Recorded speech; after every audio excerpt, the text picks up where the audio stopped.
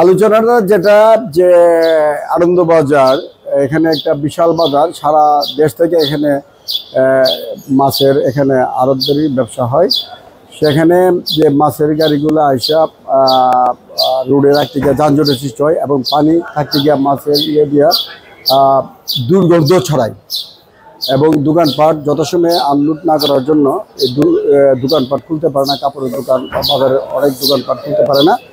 এই জন্য সকলেরই দাবি, প্রায় 8টা বাজার কমিটির দাবি হইল যে খালি জায়গাটাকে যাতে মিনি ট্রাকটা যে মাছের গাড়িগুলো আছে এটা একটা অস্থায়ী একটা মিনি ট্রাকশন করার জন্য এবং করতে গিয়ে উপযুক্ত করতে গিয়ে যা করার দরকার যাতে এগুলো করা হয় এবং যানজট মুক্ত করার জন্য একটা দরকার। ব্যবসায়ীদের প্রাণের দাবি এটা, এই দাবিটুকু তুলে ধরা হয়েছে।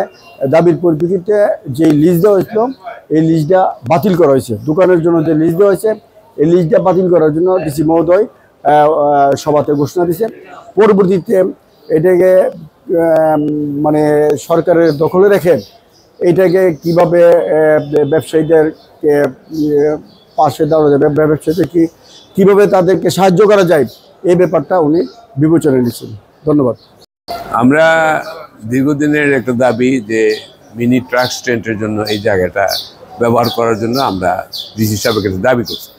ডিসি সাহেব একসময় হয়তো এটা অন্যভাবে ছিল, কিন্তু উনি আমাদের সাথে একমত পোষণ করছে এবং লিস্টটা উনি ক্যান্সেল করছে এবং উনি এখন যে এটা জমির যে ধরনটা পরিবর্তন করে সেটা মন্ত্রণালয় থেকে আইনে পরবর্তী সময়ে উনি আমাদেরকে সহযোগিতা করবে এবং এই আমাদের ডিমান্ডটা বাস্তবায়নের জন্য উনি আমাদেরকে আশ্বস্ত করবে।